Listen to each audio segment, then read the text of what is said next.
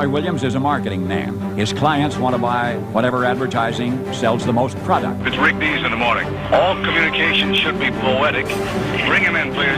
Roy Williams. Essential to any company is the ability to get your message out. My guest says, don't give up hope. Joining me now is Roy Williams. Yes, so how do you speak in poetry to people and get them to do things you want them to do? Here to talk about the advantages of radio advertising is the author of a new book called The Wizard of Ads. Joining me is Roy Williams. Today we're talking about his book, Secret Formulas of the Wizard of Ads. This is one of the most important books that anybody can read. What makes people do the things they do? More importantly, how can we get people to do what we want them to do? With another part of the answer to that question, here's the Wizard of Ads, Roy H. Williams. We're going to begin with the philosophy of writing. You see, there is a pivotal question, and you'll notice on my business card, that oversized bronze coin. On one side of that is that symbol, and it looks like a star, except it's really what you'll find on the face of a compass: north, south, east, west, northeast, southeast, northwest, southwest.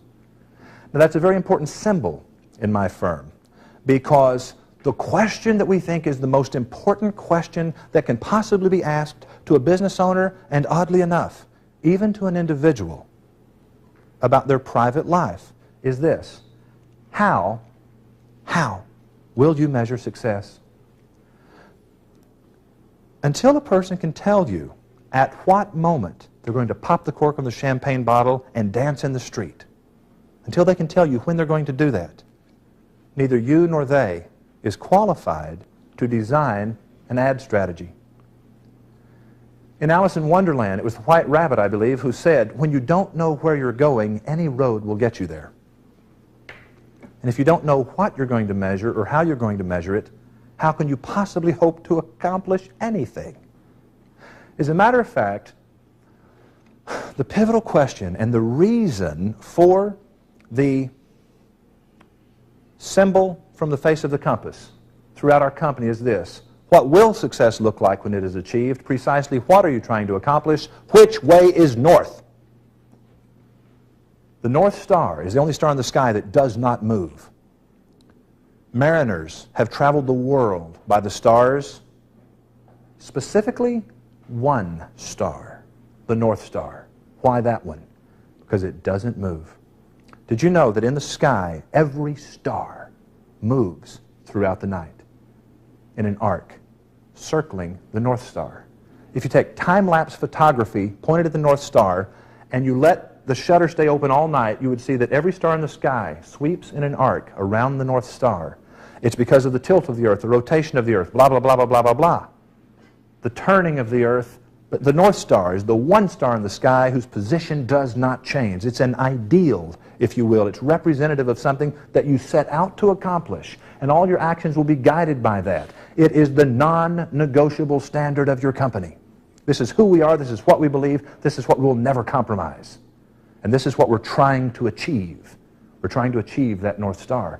Christopher Columbus sailed across the Atlantic, measuring his progress, changing the pitch and direction of his sails, and turning the wheel of his ship by using the North Star as a reference point. Why? Because it wasn't ever subject to change. It was a non-negotiable. Now, had Christopher Columbus, like most business owners, chosen to make decisions according to the changing circumstances, momentary changing things, such as the waves, if he would have looked at the horizon and watched the waves and tried to figure out what to do based upon the way the waves were moving. Well, wait a minute, the waves blow this way sometimes and that way sometimes and this way sometimes depending on the wind. No, no, no, no, no. Too smart to be a business owner, Christopher Columbus said, no, the North Star. That's how I'm going to navigate.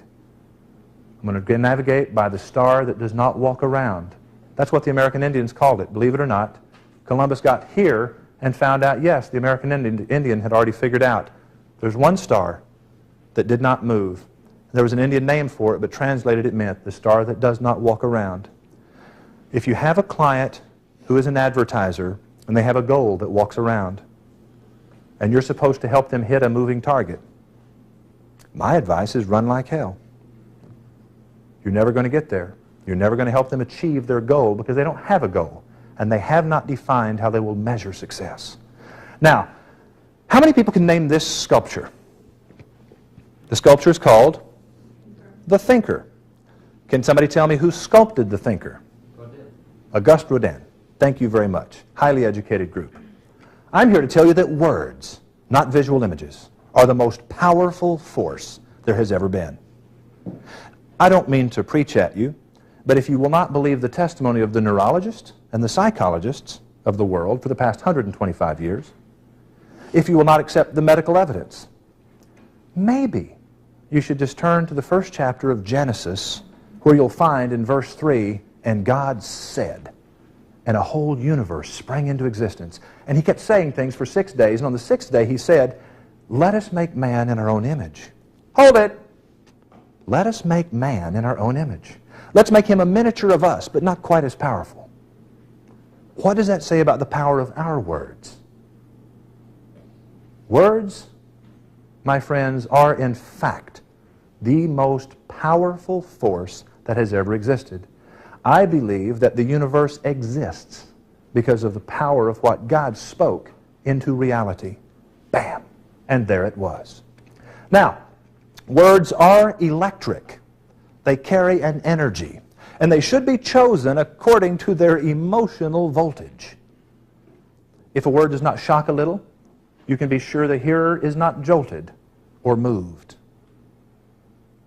In my first book, The Wizard of Ads, the very first chapter, The 9 Secret Words, the risk of insult is the price of clarity.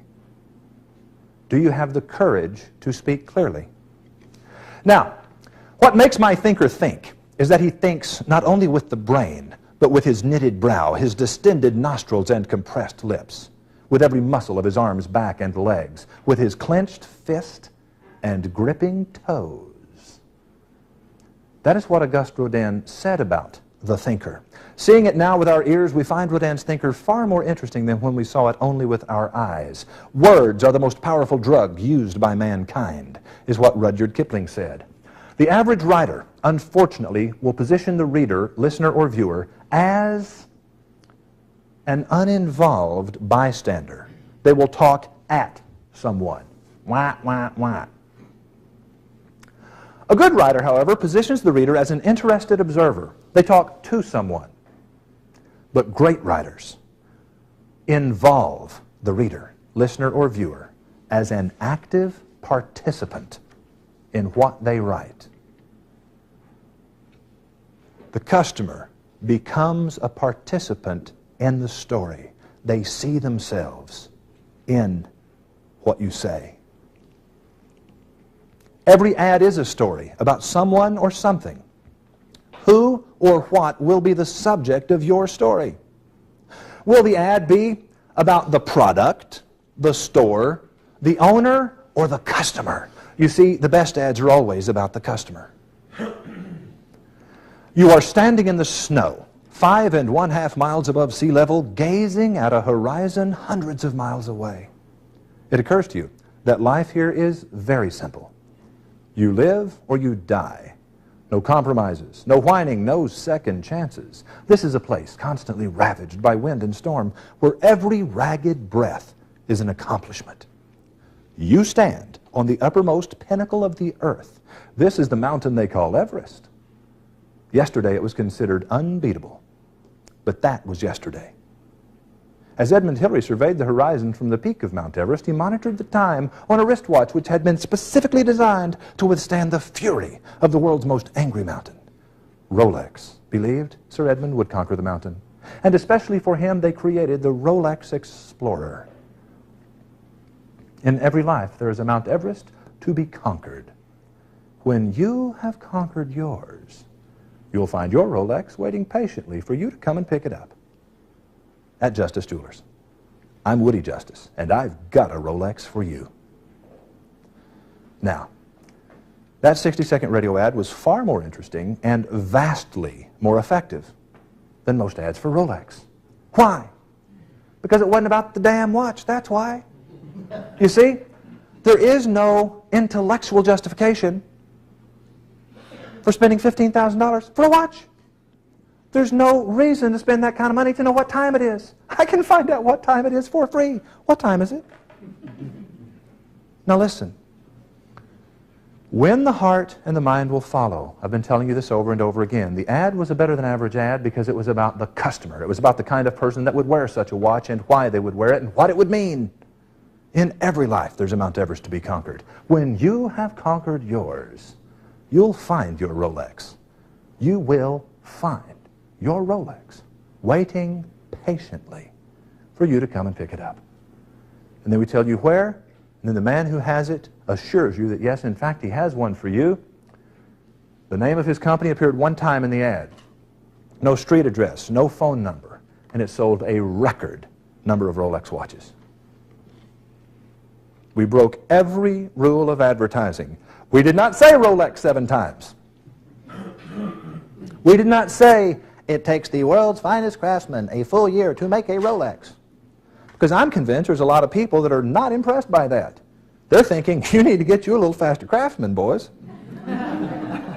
Now, the reason that most ads are badly written is because there are only 2 schools of writing in America, the school of journalism and the school of creative writing.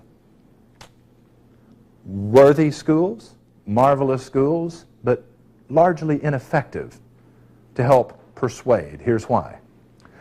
Journalism is simply an objective presentation of the facts in an attempt to inform, not to persuade. Every good journalism instructor will tell you your goal is not to try to lean one way or the other or persuade somebody to your perspective, but to simply present the facts objectively and let the reader, listener, or viewer come to their own conclusions. Well, that's great. And that's why we have so many ads in America today that inform us. They're very informative, but they're not persuasive. We now know a whole lot more about something we're still not going to do. Now, the other school, obviously, is creative writing. Now, the goal of a creative writer is to entertain. And there's an assumption made by every creative writer. They assume that the reader, listener, or viewer will stay with them through the early, tedious scenes and chapters, knowing that after a while there is a payoff coming in the form of entertainment. The novelist, the screenwriter, whoever it is that's a creative writer, yes, they have a clever command of the language, and they will, in fact, enthrall you if you give them the time. Why will you give them the time? Because you're paying for this entertainment.